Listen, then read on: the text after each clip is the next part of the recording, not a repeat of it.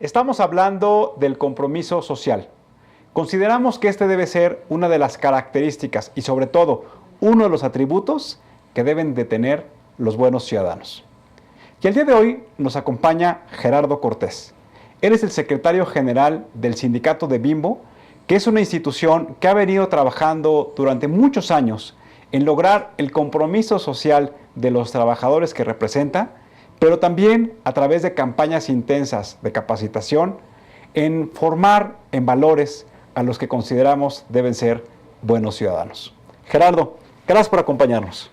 Gracias a ti, Tulio. Muy buenas noches. Y para iniciar esta conversación, me gustaría preguntarte, ¿qué es para ti ser un buen ciudadano? Bueno, primero es aquel que, como decía mi madre, hace las cosas como Dios manda. Es decir, que trata de portarse bien, ir por un camino recto, tratar de acompañar a los demás, de ser gentil, respetuoso, de dejarse guiar, ¿sí? De escuchar, de poder entender a los demás, de ponerse en su lugar, de tener empatía, de respetar la ley, de buscar la ética, respetar la autoridad, no por temor a la autoridad, sino por el temor de hacerle daño a los demás. En suma, es tratar de ir por la vida tranquilo. Pues te voy a hacer una pregunta que tal vez pueda ser difícil porque ya definiste algunos de los elementos que considero van a responder esto que te voy a decir. ¿Qué es para ti entonces el compromiso social? Bueno, el compromiso social debe ir más allá. Para mí el compromiso social es dejar una huella en la vida, ¿sí? Primero privilegiando el bien común. Es decir, yo necesito pensar que a este mundo venimos a hacer algo, ¿sí? Y puedo buscar un beneficio, pero si busco un beneficio en conjunto, ¿sí? Por naturaleza, ese beneficio me va a llegar a mí, ¿sí? Y si yo lo encabezo, el beneficio va a ser mayor para mí, pero como una consecuencia estarlo buscando para los demás, ¿sí?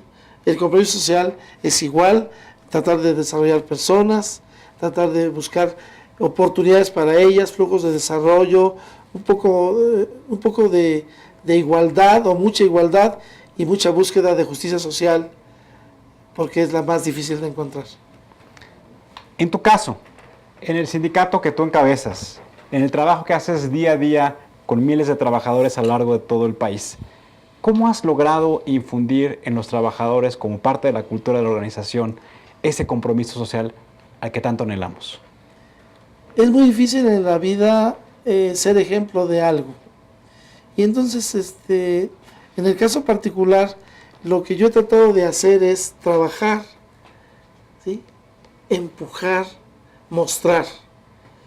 Eso ha propiciado una cultura, porque en esencia los trabajadores de Bimbo son trabajadores muy buenos, ¿sí? ¿Sí? Están muy capacitados, tienen principios, tienen valores. Estos principios y esos valores se fomentan en la empresa. Y cuando uno trata de mostrar el camino a través de saludar, de respetar, se va haciendo una sinergia y todos van yendo por el mismo camino. Es como un ejército, ¿no?, que va siguiendo. Cuando tú llegas al sindicato, te va a saludar de mano la señorita que cuida la puerta y luego el que te recibe y todo el mundo te saluda de mano. Pero eso ha sido trabajo de muchos años y no necesariamente de un servidor, sino de quien nos ha antecedido en el puesto, que van dejando la cultura del servicio, pensando siempre que el servicio blinda. Gerardo, y para ti, porque yo pienso que los sindicatos son un actor clave para elevar la productividad del país y por lo tanto que haya mayor crecimiento económico y que ese crecimiento económico sea beneficio para los trabajadores. ¿Qué hace el sindicato de Bimbo en ese sentido? Bueno, yo creo que el sindicato no es el factor clave, debe de ser el factor fundamental. Es decir, el sindicato es el que tiene que provocar que haya productividad. Y esa se produce ¿cómo? O sea, provocarlo ¿cómo? Primero, capacitar, ¿sí? Adiestrar, trabajar con calidad. Que toda la gente sepa que trabajar con calidad paga. Trabajar con calidad paga. Aquella expresión de los años 86 donde decía calidad total, cero defectos, es una cultura que se dejó en el camino, que no se ha continuado, pero que afortunadamente nosotros hemos tratado de seguir la huella y eso nos ha permitido trabajar con calidad, con menos accidentes, ¿sí? Con productividad. Pero la productividad por sí misma no puede, tiene que ser una productividad oportuna para que haya rentabilidad, y luego la rentabilidad tiene que ser repartida equitativamente, pero la gente debe de saber que su esfuerzo está siendo valorado y que está impactando, ¿sí? No solamente en su empresa, sino también en su trabajo, en su salario, en su familia. Y entonces la productividad debe ser el mecanismo que permita a este país salir adelante. No hay otro camino.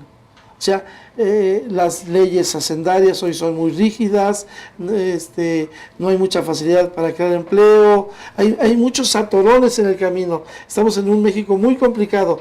La productividad es aquel mecanismo que va quitando todos los nudos y que va haciendo los nodos que van permitiendo que el trabajador vea su trabajo como su negocio, y van subiendo de salario, de puesto, van buscándose más oportunidades, y eso tiene que llevarnos a tener un mejor país. Solamente la productividad lo va a lograr a través de la capacitación, muy importante, el adiestramiento, que parece que se ha olvidado, ¿sí? ¿Sí? El hacer las cosas desde la primera vez, como dicen los japoneses, calidad total, ¿sí? En esencia, un conjunto de actitudes que permitan que el futuro se vea más claro. Gerardo, hablaste un poco de oportunidades. Aquí en este programa hemos conversado con muchas organizaciones de la sociedad civil, en donde uno de nuestros anhelos es que en nuestro país existan las oportunidades, porque pensamos que para poder combatir la pobreza y la desigualdad, un elemento fundamental es que dentro del sistema existan los mecanismos y las políticas necesarias para que haya igualdad de oportunidades. ¿En qué sentido trabajan ustedes? Bueno, trabajamos en el sentido de la información. Nos hemos fijado un año con una meta muy clara, muy objetiva.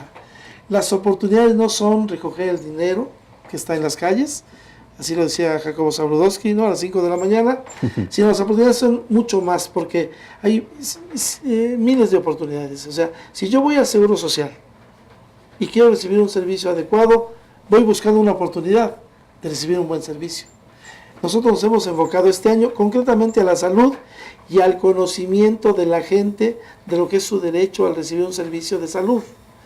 Eso que ha propiciado que la Comisión de la Mujer, que hoy está presente aquí, hace trípticos para los ciudadanos comunes que están en la clínica del Seguro Social, para que sepa, si no recibe un buen servicio, a dónde tiene que acudir, cómo tiene que acudir.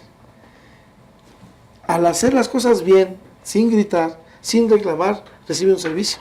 Entonces tuvo la oportunidad de recibir un servicio de una necesidad extrema que tenía. Es decir, si fuéramos capaces de tener la oportunidad de hacer un sindicato de derechohabientes del IMSS, este país sería grandioso. Porque no es un sueño, es recibir a una persona que no recibió el servicio adecuado, regresar con ella con conocimiento y tal vez certificado de gestor, y decirle al jefe del departamento clínico: oiga, la señora tiene este problema. Bueno, ser atendido, se empieza a tener calidad en el servicio, se empieza a ahorrar dinero, se empieza a ahorrar horas hombre, es decir, se empiezan a aprovechar las oportunidades de vida.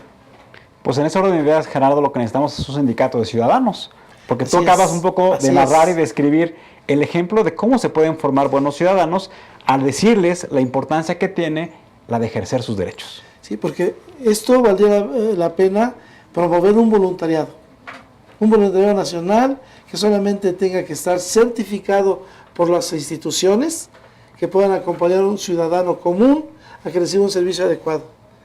Y no hay cosa más valiosa que quien lleva un problema de salud sea atendido, quien tiene una duda de vivienda sea atendido, ¿sí? O sea, la información es parte vital de que debemos de impulsar las organizaciones sociales, en este caso el sindicato.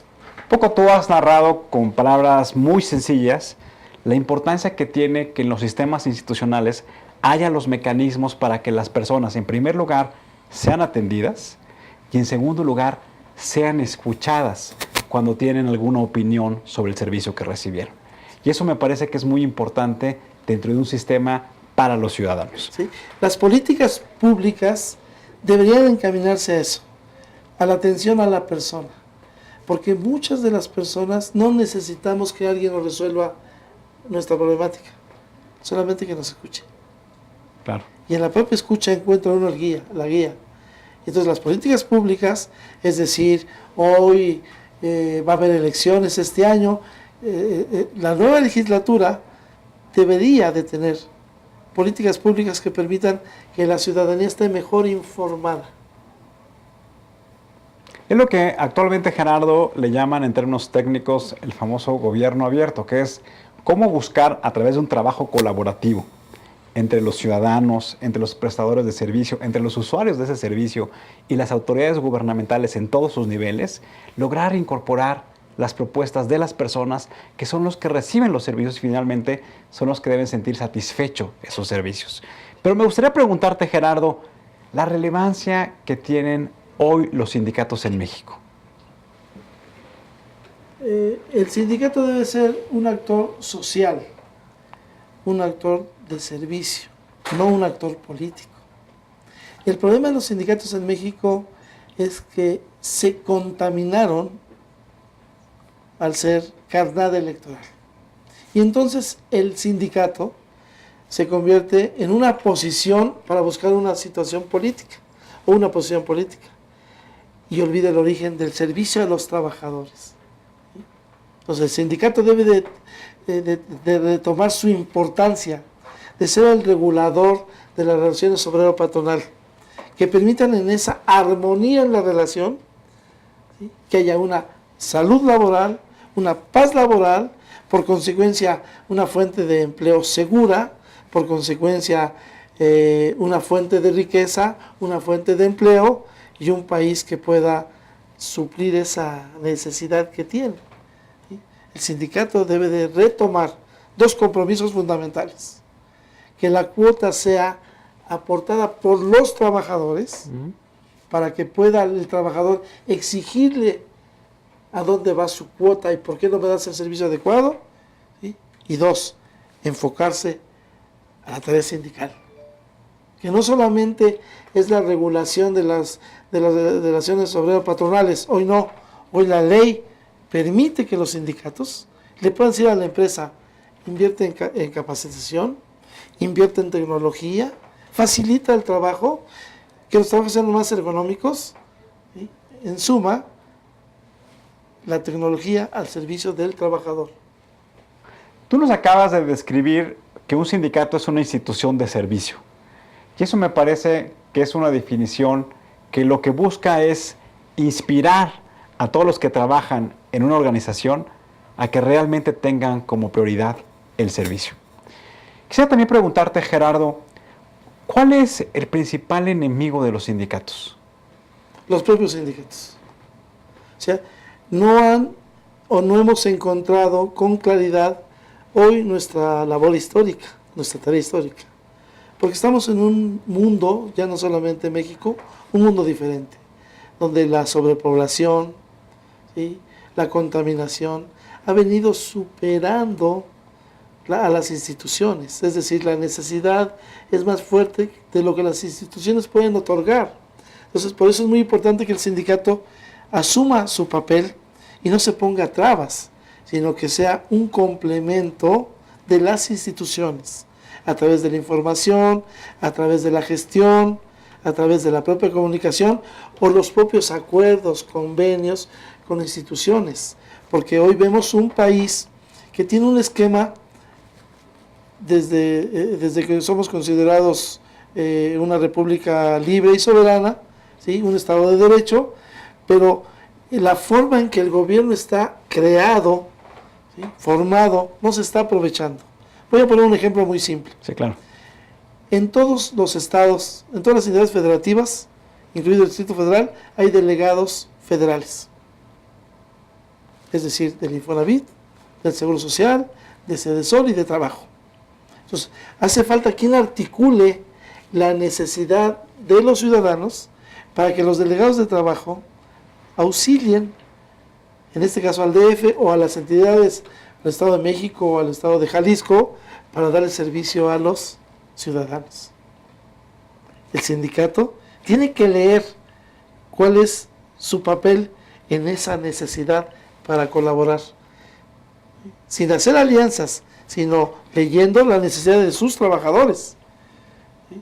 Porque todo depende de su posición económica, de su edad, de todo. O sea, somos un mosaico de ciudadanos, los trabajadores, que necesitamos que nos entiendan cómo estamos. Y para eso hay estadísticas, ¿sí? ¿Qué población tienes? ¿Qué necesidad tienes?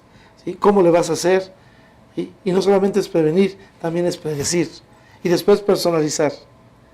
Predecir, prevenir y personalizar, para que todo el mundo sea tratado de acuerdo a su necesidad. Gerardo, las últimas décadas se ha hablado mucho de la crisis de la representación y México no está absorto de eso. México hoy se habla mucho de que las principales instituciones que tienen la función de representarnos a nosotros los ciudadanos son las instituciones que menor confianza tienen. Pareciera ser entonces que bajo esta óptica el sindicato es un mecanismo también de representación, en este caso un mecanismo de representación laboral.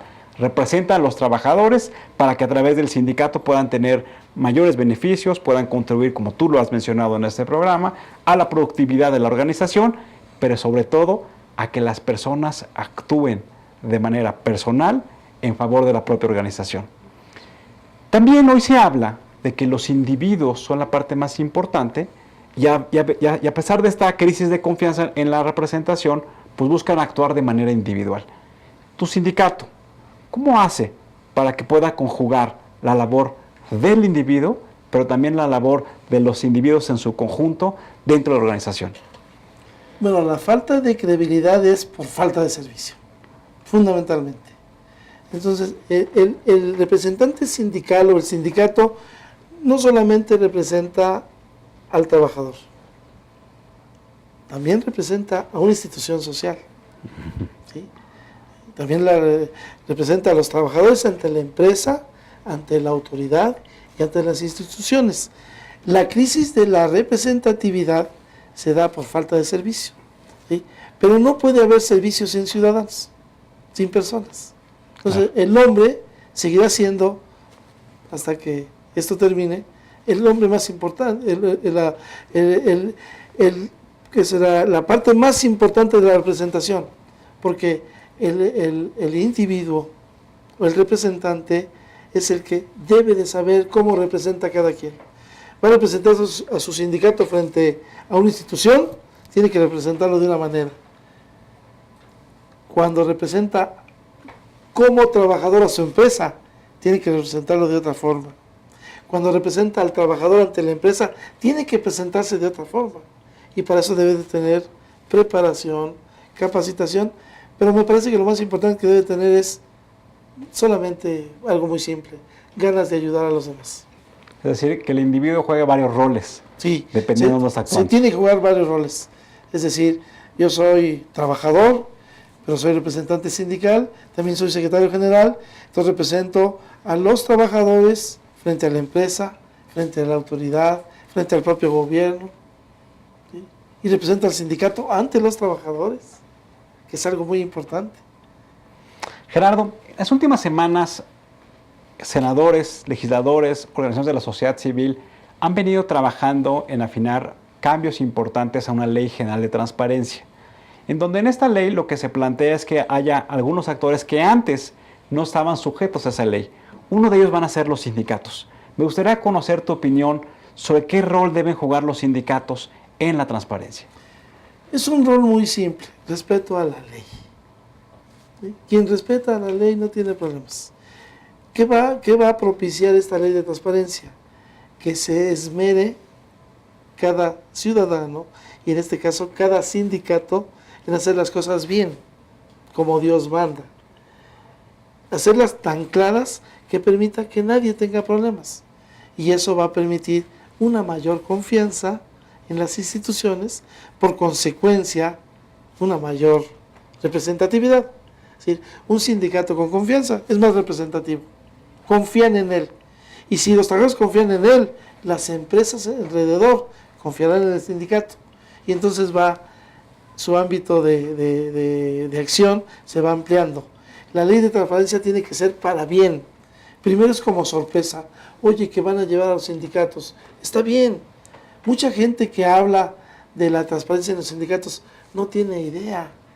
Ni siquiera idea de lo que es un sindicato. Un sindicato es una organización social donde se tienen viáticos, donde se viaja, donde se da servicio, donde se paga energía eléctrica, todo. Todo eso se puede mostrar. Me parece que el sindicalismo mexicano va a salir bien librado en esta situación, ¿sí? Porque ya hay una exigencia superior a lo que la ley de transparencia diga. Esa exigencia superior es el trabajador, que tiene la facultad legal de decir al sindicato, oye, dime dónde va mi dinero, dime dónde va. Y eso es superior. El acuerdo entre las personas es superior que lo que pueda ordenar una ley. Gerardo, también uno de los conceptos importantes de los sindicatos, de los actores que representan, en este caso a trabajadores, es que también tienen la capacidad de participar en formular o colaborar en iniciativas de leyes que les atañen a los trabajadores. Platícame si ustedes como sindicato de Bimbo han participado en procesos legislativos en donde han dicho, oigan, lo que estamos planteando nosotros como trabajadores con respecto a esta ley, pues debe tener estas características. Sí. En la 55 legislatura participamos en la proposición de la ley de condóminos y condominios. Desafortunadamente, que es la ley en el DF más avanzada que en cualquier parte de la República, es una ley que no tiene dientes. Entonces no son leyes. La ley que no tiene la capacidad de multar o obligar no es ley. No deja de ser un reglamento. Pero sí sería muy importante que hoy los sindicatos asumiéramos la responsabilidad a través de los partidos políticos de hacer saber la voz. ¿Qué necesidades tenemos? Hoy tenemos una necesidad fundamental y es salud. Si algo hoy necesita el pueblo mexicano es tener salud. Considerando que lo más valioso para un ciudadano es familia, trabajo y salud, es importante fortalecer la salud.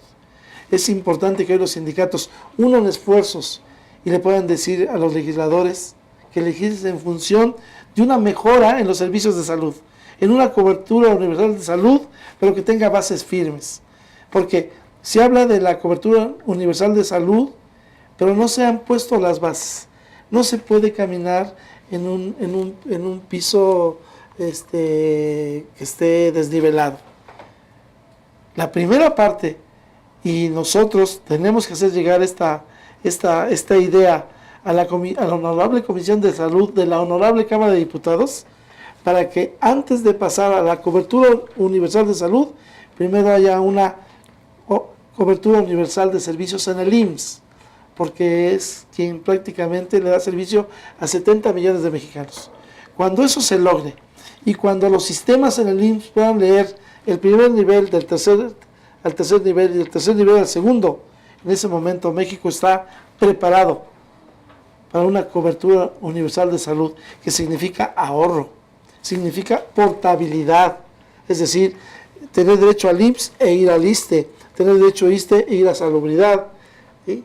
Esa portabilidad va a ser muy productiva, pero tiene que hacerse muy bien, tiene que tener bases tecnológicas muy importantes. Hoy que hay tanta tecnología donde se puede leer los datos correctamente, incluso hasta las radiografías, es muy importante que se tome mucho en cuenta el piso para poder lograr esto. Si México logra este avance tan importante, la salud del mexicano se verá beneficiada. Porque entonces podemos partir de la corrección, que hoy es lo que nos ocupa, la corrección. Necesitamos más hospitales. No necesitamos más hospitales, necesitamos que la gente se enferme menos. Claro. Necesitamos que viva mejor, porque el estrés está matando a la humanidad. Gerardo, un poco estás hablando de la necesidad de que se fortalezca el sistema de seguridad social en nuestro país. Pero también una de las realidades a la que nos enfrentamos el día de hoy es que hoy la economía informal tiene un gran peso dentro de las actividades del país. Y eso lo que hace es que los ingresos que pueda tener los gobiernos en todos los niveles difícilmente pueden satisfacer las necesidades de seguridad social. ¿Cómo podemos enfrentar estos esquemas de cobertura universal, como tú nos haces favor de describirlo, con esta interrelación con la economía informal, que hoy es más grande que la economía formal, de acuerdo a las últimas cifras? Sí. Desde el punto de vista de nosotros, lo primero que hay que hacer es dar incentivos a los formales. No se puede estar grabando al empleo formal ni al trabajador formal, ¿sí?, en lugar de incentivarlo, porque entonces hay un mal ejemplo. Yo gano más del otro lado que de este lado. Eso primero hay que revisar. Es decir, la Secretaría de Hacienda debe de revisar, ¿sí? Es una necesidad de revisar. Segundo, es a través de que todo cueste. Y no que cueste en función del valor del servicio.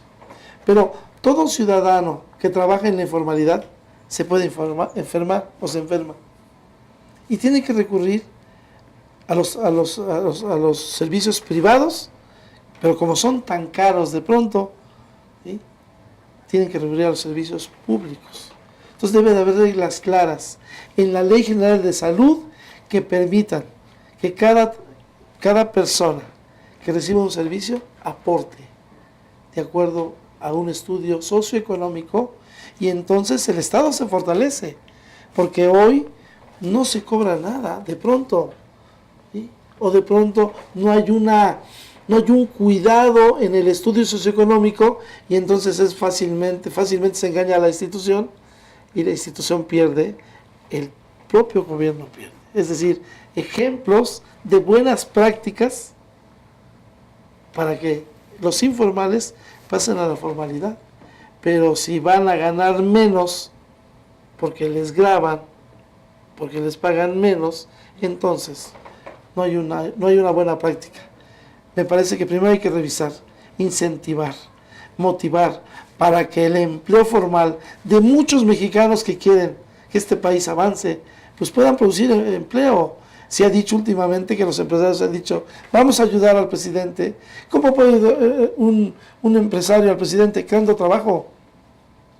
No hay, en este momento no hay un patrimonio superior que le pueda ofrecer un ser humano a otro que un trabajo donde pueda mantener, sostener, crear a su familia, desarrollarla. Eso es lo que creo. Gerardo, los últimos 14 meses se ha hablado mucho de la implementación de las reformas estructurales que aprobó el Congreso. Y una de ellas, la primera, fue la reforma laboral, que su objetivo fundamental era lo que tú estás planteando: la generación de nuevas fuentes de empleo, pero sobre todo empleos de alta calidad y con un soporte importante de la seguridad social. Danos tu opinión sobre la implementación de esta reforma. Esta reforma tiene dos ventajas esenciales, o sea, fundamentales. Bueno, primero, desde el punto de vista de la institución que yo represento, se quedó corta. Tenía que ser, bueno, hubo temores, hubo cosas que de pronto parece que no quieren arriesgarse, pero esta ley tuvo que reformarse, tuvo que actualizarse, porque México ha cambiado desde 1970, que fue la última reforma profunda a la Ley Federal del Trabajo. Bueno, pero tiene dos cosas fundamentales. Una es el contrato de capacitación, que permite que el patrón pueda capacitar a los trabajadores durante 3 meses en un contrato de capacitación, sin responsabilidad para el patrón. Es decir, que pueda darle inducción, adiestramiento, capacitación, cómo evitar accidentes, cómo lograr la productividad. Y si alguien no quiere, no hay responsabilidad para el patrón. Es una ventaja muy competitiva que desde el punto de vista de nosotros no se ha aprovechado. No conozco casos donde se esté aprovechando. Gerardo. Ni en Bimbo. Y dos, el comité de productividad. Hoy permite que el sindicato pueda decirle a la empresa, oye, el camino es por aquí. Esto es lo que necesito. Esas dos ventajas tiene esta ley que no la hemos aprovechado, al menos no lo suficiente. Gerardo, te agradecemos mucho el trabajo del sindicato de Bimbo, que es un ejemplo de compromiso social, y te agradecemos también a ti como ciudadano el trabajo que haces en favor de muchos trabajadores. Gracias por acompañarnos el día de hoy. El agradecimiento es de nosotros. Y cuando se vierten esas palabras tan amables hacia nosotros, nuestro compromiso crece. Vamos a luchar por merecerlas. Muchas gracias, Gerardo. Gracias, Tulio. Y amigos, recuerden, el compromiso social es fundamentalmente, como hoy lo hemos platicado, un atributo que debemos tomar los ciudadanos. Es pensar en el bien común, es pensar en, como hoy lo dialogamos, en servir a los demás, pero en servir a los demás de manera generosa, de manera desinteresada. Les agradecemos mucho que nos hayan visto el día de hoy. Recuerden, ante todo, siempre seamos buenos ciudadanos. Muy buenas noches.